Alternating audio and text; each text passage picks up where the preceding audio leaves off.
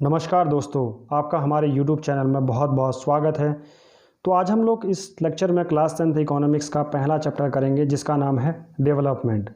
तो इकोनॉमिक्स को में डेवलपमेंट का क्या अर्थ होता है, किस तरह से डेवलपमेंट इकोनॉमिक्स में या ह्यूमन से किस तरह से जुड़ा हुआ है, उसको हम लोग डिटेल में पढ़ेंगे इस लेक्चर में। ऑलरेडी हम लोग NCERT इकोनॉमिक्स सीरीज में क्लास 9th को कंप्लीट कर चुके हैं, तो आप उसे देख सकते हैं। टारगेटेड ऑडियंस की अगर बात करूं तो अगर आप UPSC की प्रिपरेशन कर रहे हैं, स्टेट PCS या किसी भी गवर्नमेंट एग्जाम्स की प्रिपरेशन कर रहे हैं जिसमें इकोनॉमिक्स बहुत इंपॉर्टेंट रोल अदा करता है, तो आप इस लेक्चर को देख सकते हैं और इससे फ़ायदा उठा सकते हैं। देखिए, जब भी मैं कोई भी लेक्चर स्टार्ट करता हूं तो सबसे पहले मैं लिस्ट ऑफ आइटम्स बना देता हूं ताकि आपको चीज़ों उस लेक्चर को क्या क्या पढ़ने वाले हैं आपको पहले से पता चल जाए और आपके ऊपर बर्डन कम हो। पहला चीज़ ये हो गया। दूसरा, आपको ये बताने का मेरा मुख्य उद्देश्य रहता है कि आपको रिवीजन करने में काफ़ी ज़्यादा हेल्प हो। देखिए, लिस्ट ऑफ आइटम्स अगर आप लिख लेंगे, अपनी कॉपी में कहीं पर नोट कर लेंगे, तो बार बार आपको इस लेक्चर को देखने की ज़रूरत नहीं पड़ेगी और आप चीज़ों को सिर्फ इन्हीं चीज़ों को एक बार रिवाइज करेंगे और आपको पूरा लेक्चर आपके माइंड में दोबारा आ जाएगा कि आपने क्या क्या पढ़ा था और क्या क्या उस दिन सुना था। अगर आपको इनमें से कोई चीज़ भी समझ में नहीं आती है तो वो पर्टिकुलर लेक्चर को आप देख सकते हैं उस दिन, और रिवीजन करने में आपकी इतनी आपका टाइम सेव हो जाएगा और आप इजीली किसी चीज़ों का रिवीजन कर सकते हैं। देखिए, कोई भी एग्जाम्स को क्लियर करने के लिए आपके पास रिवीजन और प्लस टाइम, दो इंपॉर्टेंट ऐसे फैक्टर्स हैं जो बहुत क्रूशियल रोल अदा करते हैं आपकी प्रिपरेशन में। अगर इन्होंने रिवीजन और टाइम को आपने अच्छे से मैनेज कर लिया तो आपने वर्ल्ड के टफेस्ट एग्जाम को क्वालिफाई कर सकते हैं। देखिए, इस लेक्चर में हम लोग पढ़ने वाले क्या हैं। ओवरव्यू है आपका। सबसे पहले हम लोग पढ़ेंगे prospectives on development, means development के प्रोस्पेक्टिव क्या होते हैं, इंडिकेटर्स क्या होते हैं, लोगों का क्या नज़रिया रहता है। प्रोस्पेक्टिव मींस नज़रिया, लोगों का क्या नज़रिया है कि डेवलपमेंट का उनके नज़रिए में क्या मतलब है। फॉर एग्जांपल, एक स्टूडेंट के लिए डेवलपमेंट का क्या मतलब होता है, एक फार्मर के लिए डेवलपमेंट का क्या मतलब होता है, एक गर्ल के लिए क्या होता है, एक पुअर गर्ल के लिए क्या होता है। तो हर किसी इंसान के डेवलपमेंट का अलग अलग नज़रिया रहता है कि उनके लिए हर किसी। देखो, फॉर एग्जांपल, अगर मैं एक स्टूडेंट के बारे में बात करूं तो उसके लिए डेवलपमेंट का अर्थ होता है कि उसको अच्छे मार्क्स लाने हैं, अच्छे गेन करना है, अच्छा कॉलेज करना है और जॉब निकालने है। जैसे फॉर एग्जांपल, अगर आप UPSC की प्रिपरेशन कर रहे हैं तो आपका डेवलपमेंट का अर्थ क्या है कि आपने वो UPSC के एग्ज़ाम को क्वालिफाई करना है। देखिए, इसको हम डिटेल में पढ़ेंगे आगे के लेक्चर में।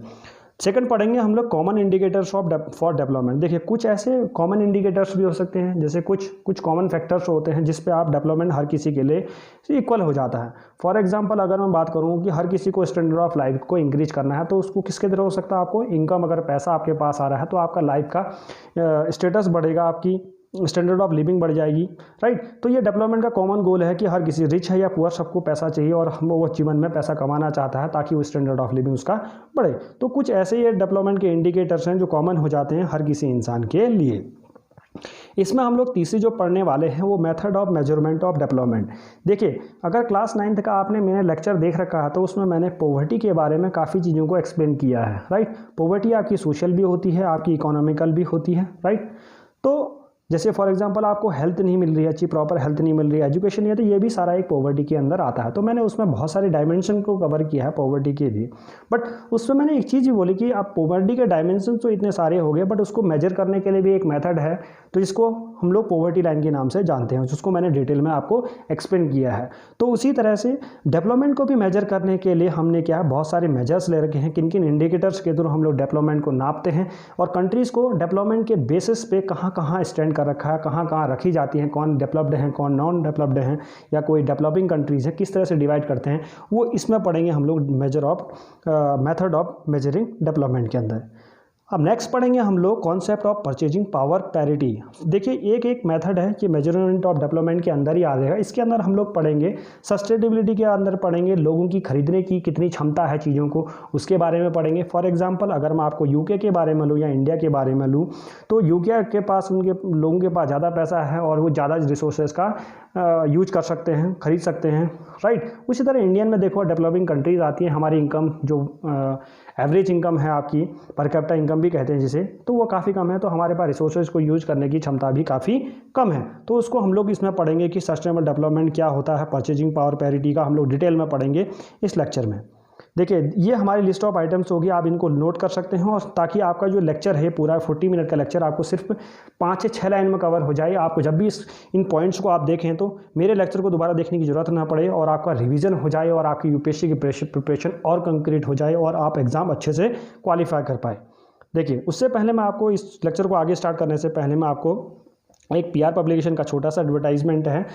अगर आप यूपीएससी की प्रिपरेशन कर रहे हैं तो आप 499 का प्लान ले सकते हैं, जिसमें आपको डेली के हिंदू नोट्स मिल जाते हैं, प्लस एनसीईआरटी के नोट्स मिल जाते हैं, चैप्टर वाइज फ़ोन गाइडेंस मिल जाती है, और कंप्लीट पर 1 ईयर के लिए आपको फ़ोन पे आपके जो ऑप्शनल के नोट्स मिल जाते हैं, सब चीज़ आपको मिलती हैं। आपको मंथली मैगजीन ले सकते हैं, जिसमें आपको डेली के हिंदू के नोट्स प्लस PDF कंप्लीट ले सकती है।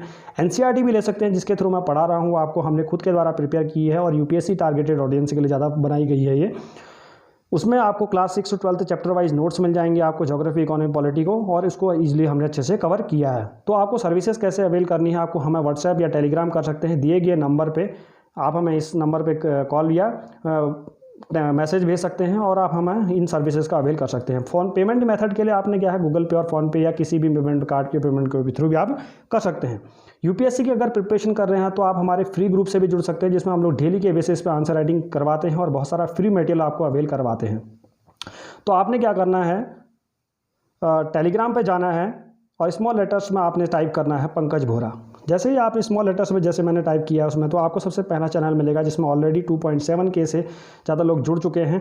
तो इस तरह से आप इसमें सर्विसेज अवेल कर सकते हैं। इसमें हम बहुत सारी चीज़ें फ्री मटेरियल्स लोगों को देते हैं, आंसर राइटिंग चेकिंग करवाते हैं इसमें, तो आप भी इसको सर्विस को अवेल कर सकते हैं। चलिए बिना वक्त गवाए लेक्चर को आगे को स्टार्ट करते हैं। अब सबसे पहले मैं आपको बताता हूं कि व्हाट डेवलपमेंट प्रॉमिसेस, डेवलपमेंट क्या प्रॉमिस करता है और डिफरेंट पीपल्स और डिफरेंट गोल्स। सबसे पहला आपका टॉपिक आता है, हर किसी लोगों के लिए डिफरेंट के पर्सन के उनके देखो गोल अलग अलग होते हैं। हर किसी को ग्रोथ चाहिए, प्रोग्रेस चाहिए अपनी लाइफ में, तो उनके गोल्स भी अलग हैं हर किसी इंसान के लिए। तो सबसे मुख्य उद्देश्य क्या होता है, अगर मैं बात करूँ तो हर कोई अपनी इनकम में इन्हांसमेंट चाहता है, मीन्स उसकी इनकम इंक्रीज हो, ताकि दूसरा है कि आप उसकी स्टैंडर्ड ऑफ लिविंग बढ़े, राइट। तो हर किसी को पैसा चाहिए, और देखो ये डेवलपमेंट के मेन प्रोस्पेक्टिव गोल्स हो गए, राइट। तो डिफरेंट पीपल्स है, डिफरेंट डेवलपमेंट गोल्स, हर किसी इंसान के अलग अलग डेवलपमेंट गोल होते हैं। फॉर एग्जांपल एक स्टूडेंट है, क्लास 10th का स्टूडेंट है या यूपीएससी की प्रिपरेशन कर रहा है, तो यूपीएससी प्रिपरेशन करने वालों की क्या है, उसको आईएएस का एग्जाम क्वालिफाई करना है, राइट। दूसरा क्लास 10th का स्टूडेंट है, किसी को क्लास में फर्स्ट आना है, तो किसी को मैथ्स में 100 आउट ऑफ 100 लाने हैं, किसी को इंग्लिश में 100 आउट ऑफ 100 लाने हैं। तो हर किसी के अपने अपने गोल हैं, तो वो प्रोग्रेस दिखा रहा है, मीन्स वो एक प्रोग्रेस का माध्यम बन जाता है। अगर मैं दूसरे के बारे में बात करूं, एक फार्मर के बारे में बात करूं, लैंडलेस, तो उस लैंडलेस फार्मर को क्या चाहिए कि साल के उसमें दिन भर उसको पूरा साल भर उसको काम मिले और उसके पास पैसे की आमदनी बनी रहे। दूसरा लार्ज फार्मर के बारे में बात करूं तो उसको चाहिए कि उसकी जो फसल उगाई है उसका अच्छा दाम मिले मार्केट में और अच्छा मुनाफा वो कमाइए। तो हर किसी के लिए डेवलपमेंट का अलग अलग गोल होता है। एक रिच गर्ल के बारे में बात करूं, स्कूल जाती है, हर चीज़ को फैसिलिटी मिलती है, खाने की फैसिलिटी उसको हर चीज़ मिलता है, खाना भरपूर मात्रा में मिलता है, सैनिटेशन है, हेल्थ की फैसिलिटीज़ हैं आपको। बट उसको क्या है, उसके लिए डेवलपमेंट का मतलब है कि अपने भाई के बराबर उसको इक्वालिटी चाहिए, जितनी फ्रीडम उसके अपने भाई को मिली है उतनी ही फ्रीडम उसको भी चाहिए। उसके लिए डेवलपमेंट के मायने वो हो जाते हैं। अब बात करते हैं incomes and other goals. Income के अलावा भी अदर गोल्स, देखो फॉर एग्जांपल अगर मैं बात करूं तो एक कॉमन इंडिकेटर्स क्या है डेवलपमेंट का, आपका इनकम। तो इनकम आपको हर किसी इंसान को, रिच है, पुअर है, स्टूडेंट है, हर किसी को पैसा चाहिए और वो पैसे के थ्रू ही आपका अपने स्टैंडर्ड ऑफ लिविंग को बढ़ाता है। तो इसके अलावा भी ऐसे कौन से गोल होते हैं जिसको हर किसी को चाहिए होते हैं, जो कॉमन इंडिकेटर्स के अंदर आ जा सकते हैं? तो वो हैं आपको चाहिए सबसे पहला लाइफ में सिक्योरिटी चाहिए, राइट, फ्रीडम चाहिए, आपको रिस्पेक्ट चाहिए। ये सारे नॉन मटेरियल थिंग्स भी आपको डेवलपमेंट के आपके आते हैं, इसमें भी आपको चाहिए। फॉर एग्जांपल अगर मैं बात करूं, आपको जॉब की सिक्योरिटी नहीं है, आप एक प्राइवेट कंपनी में काम कर रहे हैं, तो आपको जॉब की सिक्योरिटी नहीं होगी तो आपको हेजिटेशन होगी, आपकी प्रोग्रेस नहीं हो पाएगी, आप कहीं ना कहीं लैग करेंगे। उसी तरह गवर्नमेंट जॉब्स में अगर काम कर रहे हैं तो आपको वहाँ जॉब सिक्योरिटी मिलती है तो आप कॉन्फिडेंट फील करते हैं, तो ये भी आपको एक डेवलपमेंट का कारण बन जाता है, एक इंडिकेटर बन जाता है। तो हर किसी के लिए नॉन मटेरियल थिंग्स के अंदर आपका इनकम आ गई है, राइट। और उसके अलावा आपके पास नॉन मटेरियल थिंग्स के अंदर आती है डेवलपमेंट के अंदर, फ्रीडम चाहिए, सिक्योरिटी चाहिए, रिस्पेक्ट ऑफ अदर्स चाहिए, दूसरों से आपको रिस्पेक्ट भी चाहिए, ये भी डेवलपमेंट के अंदर आएगा। देखिए अब बात करते हैं हम लोग नेशनल डेवलपमेंट के बारे में। देखिए यह हमने अभी एक इंडिविजुअल के बारे में पढ़ा, एक पीपल के इंसान के बारे में पढ़ा कि उसके लिए डेवलपमेंट के क्या क्या मायने होते हैं। उसमें दो चीज़ें हैं, एक इंसान को इनकम चाहिए ताकि उसका स्टैंडर्ड ऑफ लिविंग बढ़े, दूसरा उस इंसान को नॉन मटेरियल थिंग्स भी चाहिए, फ्रीडम चाहिए, उसको जॉब सिक्योरिटी चाहिए, राइट। तो ये सारी चीज़ें भी, उसको लिबर्टी चाहिए, राइट, जो हमारे कॉन्स्टिट्यूशन में भी हमें दी गई हैं। तो वो इसकी डेवलपमेंट के लिए मीनिंग उसके लिए दो दो चीज़ें, तो मटेरियल थिंग्स भी होगी और नॉन मटेरियल थिंग्स भी उसके डेवलपमेंट का मकसद हो गई। अब बात करते हैं हम लोग नेशन के डेवलपमेंट के लिए। नेशन के लिए डेवलपमेंट का अर्थ क्या होता है, राइट। तो नेशन किस तरह से डेवलप्ड किया जाएगा, नेशन को किस तरह से नापा जाता है कि एक नेशन डेवलप्ड हो रहा है। फॉर नेशन के लिए कि उस नेशन की एबिलिटी है कि वहाँ के जो लोग रह रहे हैं उस नेशन में उनकी स्टैंडर्ड ऑफ लिविंग बढ़ेगी। अब उनकी स्टैंडर्ड ऑफ लिविंग कैसे बढ़ेगी, वहाँ पर इकोनॉमिक एक्टिविटी अच्छी होनी चाहिए, राइट। उन लोगों के पास पैसा कब आएगा, वहाँ पर जब इकोनॉमिक एक्टिविटी काफ़ी अच्छी होगी तभी लोगों के पास बहुत पैसा आएगा और वहाँ के लोग चीज़ों को खरीद पाएंगे और अपने स्टैंडर्ड ऑफ लिविंग को बढ़ा पाएंगे, राइट। अब स्टैंडर्ड ऑफ लिविंग किस पर डिपेंड करेगा कि लोगों के पास पैसा कैसे आएगा, तो उस पर डिपेंड करता है आपका पर कैपिटा इनकम, जिसको हम लोग बोलते हैं एवरेज इनकम भी बोलते हैं यार।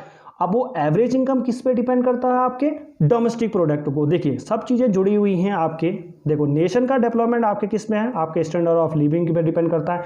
स्टैंडर्ड ऑफ लिविंग किस पे डिपेंड करता है, आपके पर कैपिटा इनकम पे डिपेंड करता है। आपके हर पर कैपिटा इनकम को आपको मैं समझाता हूँ आगे वाली लाइन्स में। आपको पर कैपिटा इनकम आपकी अच्छी होगी तो आपका क्या कब होगी, आपकी जब ग्रॉस डोमेस्टिक प्रोडक्ट आपका अच्छा होगा, मीन्स आपको देश में इकोनॉमिक एक्टिविटी अच्छी होगी। इस तरह से आपको क्या है, और इकोनॉमिक एक्टिविटी अच्छी होगी तो आपका लिटरेसी रेट अच्छा हो जाएगा, आपका हेल्थ की जो फैसिलिटीज़ हो जाएंगी वो अच्छी आएगी, तो ओवरऑल डेवलपमेंट नेशन का हो जाएगा। तो आपको फैक्टर्स भी पता चल गए कि नेशन के डेवलपमेंट के लिए क्या क्या चीज़ें होती हैं। अब देखिए बात करते हैं हम लोग पर कैपिटा इनकम क्या होता है। एक की टर्म्स आपके सामने आता है। पर कैपिटा इनकम से होता है कि ग्रॉस डोमेस्टिक प्रोडक्ट, आपको अगर क्लास 9th का मेरा लेक्चर नहीं देखा तो वहाँ पर मैंने ग्रॉस डोमेस्टिक प्रोडक्ट को समझा रखा है, तो आपसे पढ़ सकते हैं। तो अभी बेसिक आपको बताता हूँ ग्रॉस डोमेस्टिक प्रोडक्ट क्या होता है। कि एक देश में जितने भी गुड्स और सर्विसेज बनती हैं, राइट, गुड्स और सर्विसेज प्रोड्यूस होती हैं, उन सब का अगर मैं इनकम के बेसिस पे उनकी वैल्यू निकालूं तो जितना उन दोनों का सबका प्लस जो फाइनल गुड्स और सर्विसेज जो प्रोड्यूस हुई उनकी जो वैल्यू हुई उसको सम को हम लोग जीडीपी कहते हैं। उस कंट्री ने जितना भी प्रोड्यूस की होती है एक साल के अंदर पे, राइट, एक साल। आप देखिए जो ग्रॉस डोमेस्टिक प्रोडक्ट आपका निकला उसकी जो वैल्यू निकली, अगर उसको पॉपुलेशन के थ्रू मैं डिवाइड कर दूं, राइट, तो वो आपका क्या निकल आएगा, पर कैपिटा इनकम निकल आएगा कि एक इंडिविजुअल इंसान को कितना पैसा मिलता है किसी एक देश में। फॉर एग्जांपल अगर मैं आपको यूके यूएस इनकी बात करूं तो इनका पर कैपिटा इनकम काफ़ी ज़्यादा होता है। उनकी कंपेरिजन को इंडिया के बारे में बात करूं तो लगभग इसका 2000 के आसपास पर कैपिटा इनकम बनता है कि एक साल के अंदर सिर्फ $2000 में। ये सब जो कैलकुलेशन बता रहा हूँ आपको ये डॉलर्स के टर्म्स में बता रहा हूँ, आप अपना उसमें भी निकाल सकते हैं, आप अपने इंडियन रुपीज़ में भी आप इसको कैलकुलेट कर सकते हैं, राइट। तो हमारा हो गया आपका नेशनल डेवलपमेंट के अंदर किस तरह से देखा जाता है। How to compare different countries और स्टेट्स, किस तरह से हम लोग डिफरेंट कंट्रीज़ को और स्टेट्स को कंपेयर कर सकते हैं, हम लोग इसके बारे में पढ़ेंगे। देखिए जब भी कोई किसी चीज़ का अगर हमें कंपैरिजन करना है तो सबसे पहले क्या चाहिए होता है हमारे, उसके लिए एक इंडिकेटर से चाहिए होते हैं, हमारे को वेरिएबल्स होते हैं, जिन वेरिएबल्स पे हम लोग उनको कंपेयर करेंगे। तो यहाँ पर जो वेरिएबल लिया गया है कंट्रीज़ को, डिफरेंट कंट्रीज़ और स्टेट्स को कंपेयर करने के लिए, वो हम लोग लेते हैं पर कैपिटा इनकम। पर कैपिटा इनकम के बारे में आपको ऑलरेडी मैं बता चुका हूँ कि पर कैपिटा इनकम क्या होती है। देखिए नेशनल इनकम के बेसिस पे अगर कंट्रीज़ को हम लोग कंपेयर करने लगे तो जो करेक्ट डाटा रिजल्ट निकल के आता है वो सही में नहीं निकलता है, एक करेक्ट डाटा नहीं होता है। फॉर एग्जांपल अगर मैं एक इंडिया और सिंगापुर की बात ले लेता हूँ, देखिए हमारी इकोनॉमी सिंगापुर की इकोनॉमी से काफ़ी ज़्यादा बड़ी है, ठीक। तो ये हमारी नेशनल इनकम से होगी। नेशनल इनकम हमारी बहुत ज़्यादा है, सिंगापुर है वो डेवलप्ड में आता है और इंडिया क्या है, डेवलपिंग कंट्रीज़ में आता है। देखिए हमारी इनकम भी ज़्यादा है बट फिर भी हम लोग क्या है, डेवलपिंग में आते हैं। तो यहाँ पर हम लोग कैलकुलेट लेते हैं पर कैपिटा इनकम को। अगर हम लोग अपनी नेशनल इनकम को डिवाइडेड करते हैं, जो ग्रॉस डोमेस्टिक प्रोडक्ट है उसको हम लोग पॉपुलेशन के साथ डिवाइड करते हैं, तो हमारा जो पर कैपिटा इनकम निकल के आता है वो कम आता है इन कंपैरिजन टू सिंगापुर।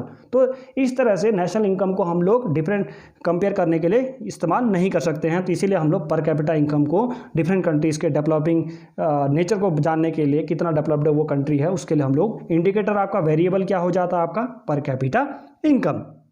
पर कैपिटा इनकम होती है आपको, अगर आपकी टोटल जो नेशनल कंट्री के जो इनकम है, अगर उसके टोटल उसको पॉपुलेशन के जो टोटल पॉपुलेशन है उस कंट्री की उसको डिवाइड कर दिया जाए तो आपकी पर कैपिटा इनकम निकल के आती है। पर capita income of the country shows the standard of living of the citizen of that particular country, right. आपकी जो कंट्री है वो पर कैपिटा इनकम के बेसिस पे ही बता पाएंगे कि आपकी कंट्री डेवलप्ड है या डेवलप्ड नहीं है। तो a country with high per capita income is more developed than other with less per capita income. ये तो आपको बेसिक सा चीज़ है, अगर जिसका पर कैपिटा इनकम ज़्यादा होगा तो वो कंट्री ज़्यादा डेवलप्ड होगी, और जिसका पर कैपिटा इनकम कम होगा वो कम डेवलप्ड होगी। अब बात करते हैं इनकम एंड अदर क्राइटेरियाज के बारे में बात करेंगे, राइट। देखिए, इनकम के बेसिस पे हमने नाप लिया, बट और भी फैक्टर्स होते हैं जिनके बेसिस पे हम लोग चीज़ों को कंपेयर कर सकते हैं। देखिए, वेरिएबल की संख्या हम बढ़ा देते हैं। फॉर एग्जांपल अभी हमने सिर्फ किसको वेरिएबल लिया, भी सिर्फ इनकम एज ए वेरिएबल लिया, राइट। अब बात करेंगे हम लोग, इसमें हम लोग नॉन मेटेरियल थिंग्स को भी यूज कर सकते हैं, फ्रीडम यूज कर सकते हैं, सिक्योरिटी यूज कर सकते हैं, रिस्पेक्ट फॉर अदर, ये सारी चीज़ें भी हम लोग इसमें इस्तेमाल कर सकते हैं, राइट। तो इनकम के अलावा भी हमने अगर स्टेट्स को कंपेयर करना है इंडिया में, तो हमने किस तरह से चीज़ों को कंपेयर किया है। फॉर एग्जांपल देखिए, हरियाणा, केरला और बिहार का आपको पर कैपिटा इनकम दिया गया है 2015 और 16 की रिपोर्ट के अनुसार। तो यहाँ पर जो पर कैपिटा इनकम निकल के आती है, हरियाणा की सबसे हाईएस्ट आती है, फिर केरला, फिर सबसे लोवेस्ट आपकी बिहार निकल के आती है। देखिए, पर कैपिटा इनकम्स अगर मेजर लिया जाता है डेवलपमेंट को, तो वो आपका डेवलपमेंट तो बता रहा है बट इनकम बेसिस पे, बट उसके और भी तो फैक्टर्स हैं जो हमने ले रखे हैं। आप देखिए, अदर फैक्टर्स क्या है, इन्फेंट मोर्टेलिटी रेट को हमने लिया, इसमें लिटरेसी रेट को लिया और नेट अटेंडेंस रेशियो को लिया। तो इनके बेसिस पे हमने अगर चारों फैक्टर को लेकर देखा तो केरला सबसे ज़्यादा डेवलप्ड निकल के आता है इन कंपेरिजन टू हरियाणा के। हरियाणा का पर कैपिटा इनकम, देखो इनकम के बेसिस पे कंपेयर करें तो हरियाणा टॉप है, बट अदर फैक्टर्स अगर लें तो केरला अच्छा परफॉर्म करता है अदर फैक्टर्स पे। इन्फेंट मोर्टेलिटी रेट एक नया टर्म्स आपके सामने आता है, क्लास 9th की इकोनॉमिक्स में ये काफ़ी ज़्यादा अच्छे से समझा रखा है मैंने। इन्फेंट मोर्टेलिटी रेट होता है कि 1000 बच्चे जो लाइव बर्थ लेते हैं उसमें से कितने बच्चे मर जाते हैं 1 साल होने से पहले ही, तो उसे बोलते हैं, उस रेशियो को जो निकल के आता है उसे बोलते हैं इन्फेंट मोर्टेलिटी रेट। फॉर ये क्या होता है, एक पर्टिकुलर टाइम कांस्टेंट है, मींस एक पर्टिकुलर टाइम के साथ ही होगा कि मींस 1 साल के अंदर 1000 बच्चे पैदा हुए जो 1 साल से कम उम्र होने से ही पहले ही मर गए, तो आपका बन के आता है इन्फेंट मोर्टेलिटी रेट, जो इसमें हरियाणा लगभग 33 है उसका, और केरला के पास 10 है। मीन्स अगर 1000 बच्चे लाइव बर्थ पैदा हो रहे हैं तो उसमें से 10 बच्चे मर रहे हैं। हरियाणा में 33 मर रहे हैं, बिहार में 38 मर रहे हैं। लिटरेसी रेट के बारे में अगर बात करूं कि 7 साल से जो अच्छे, देखो एक और की टर्म्स है, इसे ये नंबर होता है, it is the number of the peoples above 7 year of age who are able to read and write with understanding, जिनके पास क्या है, लिखने और पढ़ने की क्षमता होती है। 7 साल के जो अबव होते हैं वो आपका लिटरेसी रेट को बताता है। हरियाणा का जो लिटरेसी रेट है आपका 82 के आसपास आता है। केरला ने काफ़ी अच्छा काम किया है। चैप्टर 3 इकोनॉमिक्स का काफ़ी ज़्यादा इंपॉर्टेंट है, आप उसको सेकंड भी तो उसको देखें ज़रूर, क्योंकि वहाँ से देखिए, मैंने कभी भी बोला कि क्लास 10th और 9th आपका बेस बनाएगा आपका 11th और 12th के लिए। तो इन लेक्चरों को इंपॉर्टेंट देखना इसलिए हो जाता है क्योंकि इसमें बहुत सारे की टर्म्स होते हैं जिनको आपको समझना है, तभी आप यूपीएससी की प्रिपरेशन आपकी कंक्रीट हो पाएगी, राइट। तो वो बाद में देखिए, जब आप हायर में जाते हैं तो इनको नहीं देगा, वहाँ ग्राफ्स देगा, बहुत सारे चार्ट्स देगा। तो आपको यहाँ से अगर आपको इन की टर्म्स के बारे में ऑलरेडी पता है, फैमिलियर होंगे, तो आप उस लेक्चर को जो ऊपर जो हायर कॉन्सेप्ट होते हैं उनको ईजिली समझ पाएंगे, राइट। तो इंडिया का अगर बात करूं तो लिटरेसी रेट 64% के आसपास है। वर्ल्ड का देखो 90 के आसपास पूरा है। इंडिया इतना पीछे है, अभी हमने ह्यूमन डेवलपमेंट पे इतना अच्छा काम नहीं किया है। तो हाईएस्ट, अगर मैं स्टेट के बारे में बात करूं तो केरला सबसे ज़्यादा हाईएस्ट लिटरेसी रेट के साथ सबसे अग्रणीय है, और दूसरा बिहार सबसे कम आता है, जिनका लिटरेसी रेट लगभग 62% है, राइट।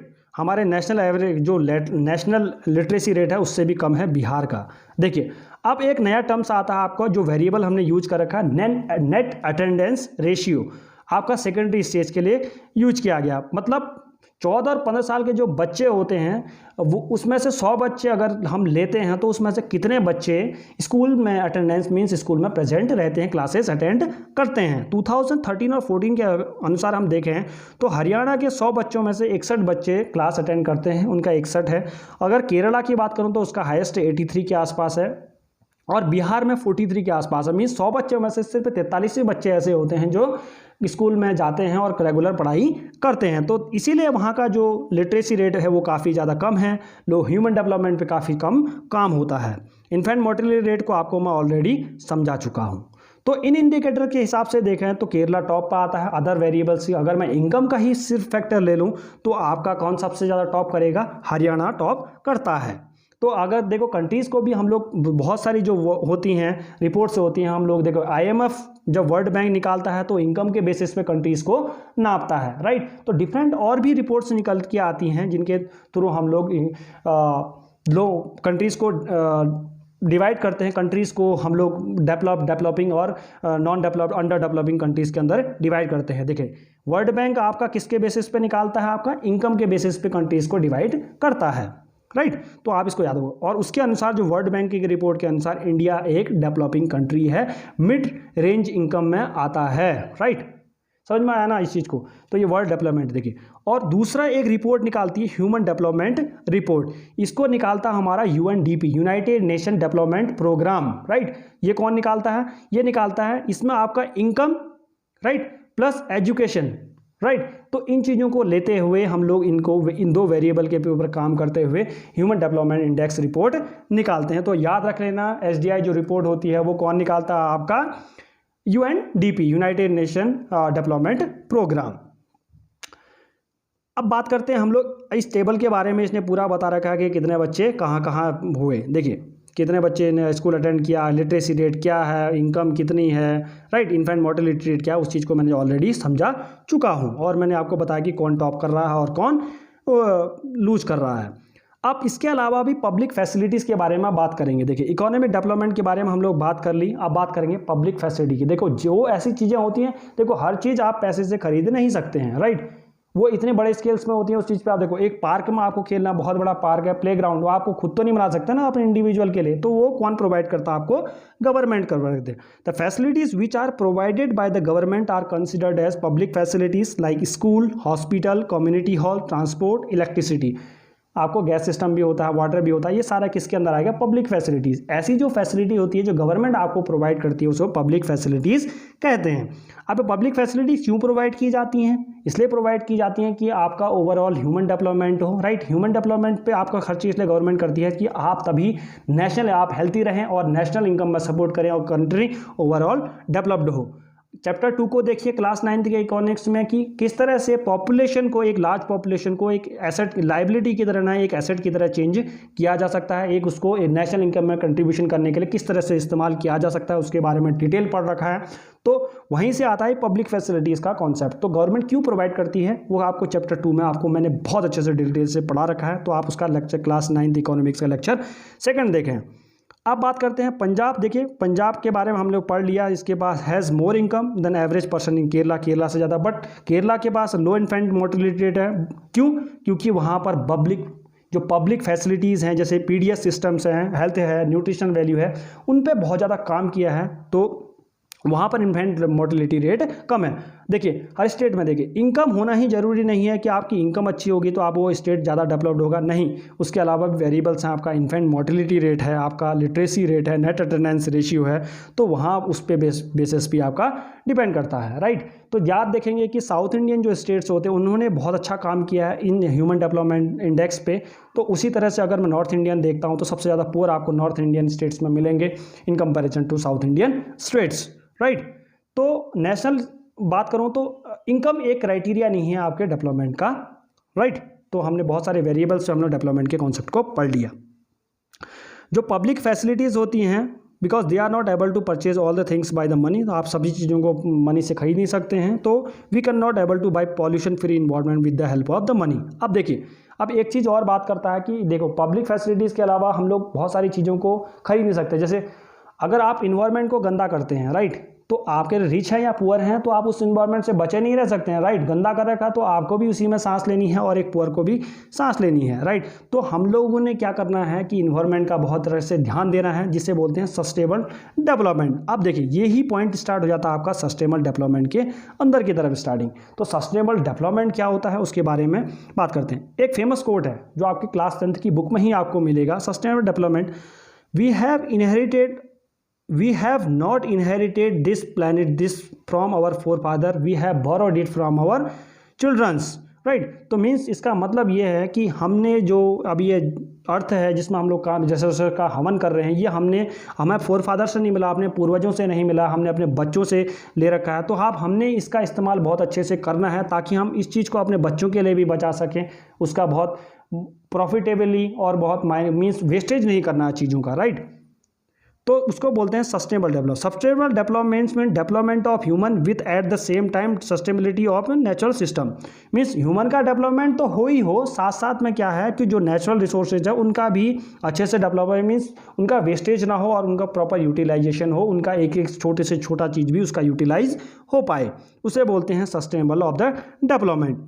आप इसमें सस्टेनेबल ऑफ डेवलपमेंट के अंदर देखो, मैंने कोई चीज़ भी पढ़ा रखी है पॉइंट फॉर्म में ही आपको वो पढ़ाता हूँ, क्योंकि ताकि आपके पॉइंट देखो, आपको यूपीएससी के एग्जाम्स अगर आप दे रहे हैं तो आपको पॉइंट आपके पास बहुत सारे होने चाहिए। आपके पास पॉइंट वाइज में आप आंसर लिखते हैं तो एक तो आंसर अच्छा दिखता है आपके पास और आपको ज़्यादा से ज़्यादा डायमेंशंस को आप कवर कर पाते हैं। तो मैंने उस फॉर्मेट में ही आपको पढ़ा रखा है यूपीएससी, ताकि आपकी जब से शुरुआत से जब प्रिपरेशन करें तो आपके अंदर एक फॉर्मेट बन जाए कि इस तरह से ही मैंने चीज़ों को करना है, क्योंकि आपको मेन से आंसर राइटिंग आपका मेन टारगेट रहता है, वहाँ पर आपको ये पॉइंट ही काम आएंगे।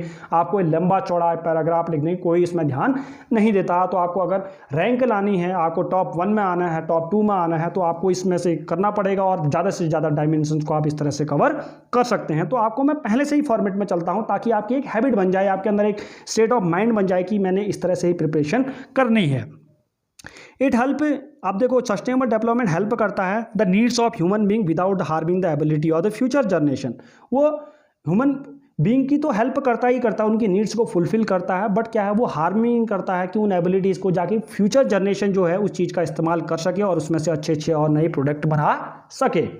Sustainable development we have to use non renewable resources like carbon based original design fuel for quantity, right, how much we need it. हमारे को जितना चाहिए, जो नॉन रिन्यूएबल रिसोर्सेज होते हैं उनको हमारे को बहुत बेसिकली अच्छे से इस्तेमाल करना चाहिए। जितना हमें चाहिए उतना ही इस्तेमाल करना चाहिए, ज़्यादा चीज़ उन चीज़ों का हवन नहीं करना चाहिए, उनका यूजेस नहीं करना चाहिए। समझ में आता है ना। नॉन रिन्यूएबल रिसोर्सेज वो रिसोर्सेज होते हैं जो एक बार तो स्टार्ट करते जाओगे तो ख़त्म हो जाएंगे, उसके बाद वो दोबारा से नहीं आएंगे। फॉर एग्जांपल अगर मैं ऑयल ले लूँ तो ऑयल की जो क्वांटिटी है क्या है, फिक्स्ड है हमारे अर्थ पे, तो उसकी जो क्वांटिटी है वो हर किसी में फिक्स रहेगी। आप यूज करते रहेंगे, यूज करेंगे, एक टाइम ऐसा आएगा वो ख़त्म हो जाएगी, राइट। तो उसे बोलते हैं नॉन रिन्यूएबल रिसोर्सेज, तो ऑयल उसके अंदर आता है। अब बात करते हैं नॉन रिन्यूएबल रिसोर्सेज के बारे में हमने पढ़ लिया। हम बात करेंगे रिन्यूएबल रिसोर्सेज के। रिन्यूएबल रिसोर्सेज वो रिसोर्सेज होते हैं जो कुछ टाइम बाद रिपेलेंस हो जाते हैं अर्थ के। फॉर एग्जांपल नॉन रिन्यूएबल के सोर्स के अंदर आ जाता है आपका नेचुरल रिसोर्सेज के अंदर सनलाइट आ जाएगी, वाटर आ जाएगा, ग्राउंड वाटर आएगा, ये सारे non renewable source of energy हैं। रिन्यूएबल सोर्सेज का मतलब इनको आप एक बार यूज कर लेंगे बट खत्म तो होंगे, बट दोबारा से रिपेलेंस हो जाएंगे हमारे नेचर के द्वारा। तो हमने ग्राउंड वाटर का अभी देखा है, तो ग्राउंड वाटर का पंजाब और हरियाणा उत्तर प्रदेश वाले रीजन में बहुत ज़्यादा तेज़ी से यूज हो रहा है। इससे ग्राउंड लेवल वाटर का बहुत नीचे डाउन चला जो गया। तो अभी प्रेडिक्शन है कि 25 साल के अंदर क्या है 2050 तक क्या है ग्राउंड लेवल वाटर बहुत ही ज़्यादा नीचे यूज हो जाएगा। तो इससे क्या हो जाएगी, जो सॉइल की फर्टिलिटी है, हमारी जो प्रोडक्शन है वो उसमें काफ़ी ज़्यादा हार्म होने वाला। तो ग्राउंड वाटर जो यूज है आपका, उसका भी हमने सस्टेनेबली उसको यूज करना पड़ेगा ताकि हमारे फ्यूचर जनरेशन के लिए चीज़ों को रख सकें और उसको हम लोग प्रॉफिटेबली इस्तेमाल कर सकें। तो क्योंकि हमें उसको भी तो देना पड़ेगा ना, अगर वो रिन्यूएबल रिसोर्स है भी तो, बट उसको वक्त देना पड़ेगा ना। जैसे ग्राउंड वाटर है या हमारा प्योर वाटर है तो उसको भी टाइम देना पड़ेगा ना, कि एक टाइम वक्त तो लगाएगा कि वो रिप्लेनिश होने में। वो नहीं कि आज ही यूज करा कल ही रिप्लेनिश हो जाएगा, ऐसा तो नहीं होगा ना। तो उसके लिए भी वक्त देता है। तो हमें उन चीज़ों का भी सस्टेनेबली यूज इस्तेमाल करना चाहिए। ऊपर मैंने 3 टर्म्स हैं, इन्फेंट मोर्टेलिटी रेट को मैंने दोबारा से लिख रखा है ताकि आपके जो नोट्स हैं, नोट मेकिंग आपको बनानी ना पड़े। मैंने इस लेक्चर में जो बना रखा है, जिसमें जो जिस्ट हमने बना रखी है उसी में से आपको मैं बता रहा हूँ। हमने इसको यूपीएससी बेस्ड ही बना रखा है ताकि आपको नोट्स भी ना बना पड़े, आप सिर्फ पढ़ें, लेक्चर देखें और इस चीज़ को फ़ायदा उठा सकें, राइट। तो इन तीनों पॉइंट को मैंने नीचे और दोबारा डाल सका है ताकि आपके हाईलाइटेड पॉइंट्स में आ जाए। आपके इन्फेंट मोर्टेलिटी रेट को समझाया है, लिटरेसी रेट को समझाया और नेट अटेंडेंस रेशियो को समझाया है। तो this was the whole about the development chapter और क्लास 10th फर्स्ट चैप्टर जो था उसको मैंने पूरी तरह आपको समझा दिया। आई होप आपको ये लेक्चर पसंद आया। हम नेक्स्ट लेक्चर हैं क्लास 10th इकोनॉमिक्स का चैप्टर 2 करेंगे, जिसमें हम लोग मेनली जो आप फोकस्ड है पूरा मेरा वो यूपीएससी टारगेटेड ऑडियंस को ज़्यादा रहता है। आप अदर भी देख सकते हैं, तो आप इसको फ़ायदा उठाइए। I hope you like the video. Do like, share and subscribe to the channel. Thank you so much.